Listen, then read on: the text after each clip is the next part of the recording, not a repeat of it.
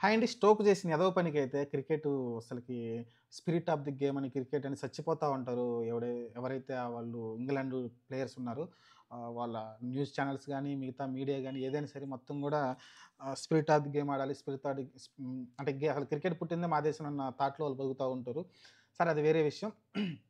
ఏదైతే నాలుగో టెస్ట్‌లో ఐదో రోజున ఎండింగ్ సెషన్‌కొచ్చింది. దాదాపు 17, 18 ఓవర్లు ఉన్న టైంలో స్టోకొచ్చి షేక్ హ్యాండ్ ఇవ్వబోయాడు జడేజాకి. ఎందుకంటే మ్యాచ్ డ్రా చేసుకుందామని. కానీ ఆ టైంలో జడేజా వచ్చేసి 92 పరుగులు, 90 పరుగుల దగ్గర ఉన్నాడు. మీకు ఇటు పక్కన వాషింగ్టన్ సుందర్ వచ్చేసి 88 పరుగుల దగ్గరే ఉన్నాడు. వాళ్ళు ఇంకొక 4, 5 ఓవర్లు ఆడితే వాళ్ళు సెంచరీలు పూర్తి చేసుకుంటారు. ఆ ఉద్దేశంతోటి వాళ్ళైతే వెనక్కి డ్రా అయితే ఒప్పుకోలేదు. షేక్ హ్యాండ్ ఇవ్వలేదు. ఆ తర్వాత చూసుకుంటే మీకు ఇంక అక్కడొచ్చి డకెట్ కావచ్చు, అలెక్స్ క్యారీ కావచ్చు, వీళ్ళందరూ వచ్చేసి చాలా తోలనాడడం చూసాం. సెంచరీ కావాలంటే బ్రూక్ చేత బౌ బ్రూక్‌తో బ్రూక్ బౌలింగ్‌లో నువ్వు సెంచరీ చేస్తావా? బ్రూక్ ఇంతకుముందు వికెట్లు తీశాడు కదా! వాడు. ఇంతకుముందు తీశాడు కదా! అలానే మీరు అసలకి మైలేజెస్ ఏముండదండి. మన ఇష్టం అది. ఇప్పుడు ఖచ్చితంగా అది చేయాలని రూల్ ఏం లేదు గదా! ఖచ్చితంగా చేయాలని రూల్ ఏం లేదు. మన ఇష్టం. డ్రా ఇస్తే ఇస్తాం లేకుంటే లేదు. లేకుంటే అక్కడ స్పిరిట్ ఆఫ్ ది గేమ్ ఏముంటది చెప్పండి? ఒకవేళ మీరు షేక్ హ్యాండ్ ఇచ్చారు. అక్కడ మైల్ స్టోన్ ఇంపార్టెంట్ గదా! వాళ్ళిద్దరు ఆల్ రౌండర్సు. వాళ్ళేమి ఎంత కష్టపడి చేశారు. ఇంతకుముందు ఆర్చర్ బౌలింగ్ ఏసాడు, వోక్స్ బౌలింగ్ ఏసారు. వాళ్ళందరిని తట్టుకున్నారు గదా! న్యూ బాల్ వచ్చింది. వాషింగ్టన్ సుందర్ నిలబడ్డాడు గదా! న్యూ బాల్ తోటి నిలబడి దాదాపు 88 పరుగుల దగ్గరికి రావడం జూసాం. 88 పరుగుల దగ్గర రావడం జూసాం మరి. ఆ తర్వాత కొట్టిన 10 పరుగులకి మీరు రూట్ చేత బౌలింగ్ ఏపిచ్చి, మీరే కావాలని ఫోర్‌లిచ్చారు. అది ఓకే. అది వేరే విషయం. అది మీ గేమ్‌లో స్పిరిట్‌ని మీరు తీసేసారు అసలకి. బ్యాస్ బాల్ అన్నీ విర్రవీగిపోతా ఉంటారు కదా! మేము అటాకింగ్ ఆడతాం. మరి అటాకింగ్ చేయొచ్చు కదా మీరు. వాళ్ళిద్దరిని ఔట్ చేసేయొచ్చు కదా! ఆల్ ఔట్ చేయొచ్చు కదా! కాబట్టి నాకైతే అది స్టోక్ చాలా పెద్ద బ్రెయిన్ అనిపించింది. మళ్ళీ ఇదే స్టోక్ ఎదవ ఏం చేస్తాడోడు 5 వికెట్లు తీసినప్పుడు మరి గప్‌చుప్ ఉండొచ్చు కదా! బాల్ పట్టుకొని ముందు తీసుకుంటే ఇలా చూపించుకుంటూ ఎళ్తాడు. ఎందుకెళ్తాడు? అది గొప్పని గదా! 5 వికెట్ ఆలనేది గొప్పని గదా! అలానే సెంచరీ గూడా గొప్పే గదా! ఒక అసలు ఆల్ రౌండర్‌కి సెంచరీ రావడమే గొప్ప. ఎందుకు మీకు ఎక్కడ ఏడో స్థానంలో, ఆరో స్థానంలో, ఎనిమిదో స్థానంలో వచ్చే బ్యాట్స్‌మెన్స్‌కి సెంచరీలు రావడం చాలా కష్టం గదా! అందులోను వాషింగ్టన్ సుందర్ ఇంతకుముందు హైయెస్ట్ స్కోర్ వచ్చేసి 88 అనుకుంటాను. ఇప్పటివరకు ఒక సెంచరీ గూడా లేదు అతనికి. మరి అతనికి గూడా సెంచరీ ఇంపార్టెంటే గదా! జడేజా గూడా 4 హాఫ్ సెంచరీలు చేసాడు ఈ సీరీస్‌లో అనుకుంటాను. ఇది మరి సెంచరీ అవసరమే గదా! అతనికి గూడా అంత మంచిగా ఆడుతున్నప్పుడు.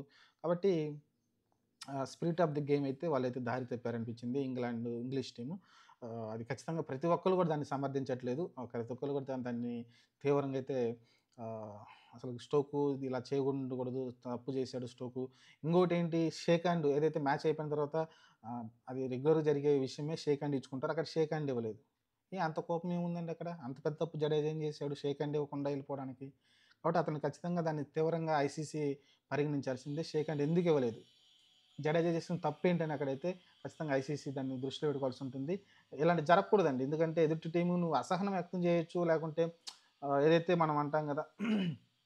ఆహ్, కవ్వింపుల చర్యలు జరుగుతా ఉంటాయి. మనం బ్యాటింగ్ ఆడుతున్నప్పుడు మన చుట్టుపక్కల. అది గేమ్‌లో పార్టు. అది స్ట్రాటజీ అంటారు. అంటే రకరకాలుగా చెప్తూ ఉంటారు. అది నో ప్రాబ్లమ్. దానివల్ల పెద్ద ఇష్యూ ఉండదు. కొన్ని సార్లు మాట్లాడుకుంటారు. ఒక్కోసారి వికెట్లు పడకపోతే అసహనంతోటి 2 మాటలంటారు. అదంతా పార్ట్ ఆఫ్ ది గేమ్. కొంచెం రసవత్తంగా ఉంటుంది గేమ్. కానీ ఇక్కడ స్పిరిట్ ఆఫ్ ది గేమ్ ఏంటండి? మీరు డ్రాకి అడిగారు. డ్రాకి ఇవ్వలేదు జడేజా. మా కెప్టెన్‌ని అడుక్కోమన్నాడు. దాంట్లో తప్పేముందింకా? 4 ఓవర్లు ఆడారు. సెంచరీలు చేసుకున్నారు. షేక్ హ్యాండ్ ఇచ్చారు. అయిపోయింది.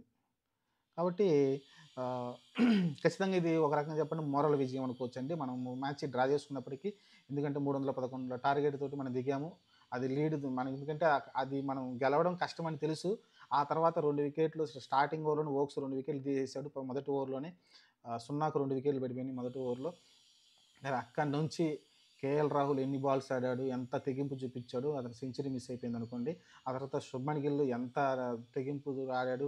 వాషింగ్టన్ సుందర్, జడేజా అసలు ఎలాంటి ఛాన్స్ లేకుండా చాలా జాగ్రత్తగా ఆడుకుంటూ వచ్చారు. కాబట్టి దాన్ని ఖచ్చితంగా మనం అప్రిషియేట్ చేయాల్సిందే. ఇది ఒక మోరల్ విజయంగా మనం భావించాల్సి ఉంటుంది. స్టోక్ చేసింది ఎట్టి పరిస్థితుల్లో అది క్షమించడానికి తప్పే. 100% ఎందుకంటే అది నైతికమైన గేమ్ కాదు. అంటే హ్మ్. కరెక్ట్ అయిన పద్ధతి కాదు నాకు తెలిసి స్టోక్ చేసిన విషయంలో. నేను గూడా దీని గురించైతే జడేజాని సమర్థిస్తున్నా. మన టీమ్‌ని గూడా సమర్థిస్తున్నా. మన టీమ్ చేసింది తప్పే గాదు.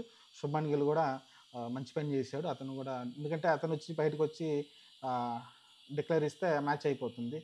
ఖచ్చితంగా వాళ్ళని సెంచరీ చేసుకోవడానికైతే అవకాశం ఇచ్చారు. మంచిది విషయం. ఇంతకుముందు జూసుకుంటే మనకి గంగూలీ అంతకుముందు 190 మెన్ ఉన్నప్పుడేమో మన సచిన్ టెండూల్కర్ అంటున్నప్పుడు ఒక 4, 5 ఓవర్లు ఆడితే సెంచరీ చేసుకున్నారు. అలాంటి టైంలో డిక్లేర్ ఇచ్చిన చాలా సీన్స్ ఉన్నాయి అటాటి.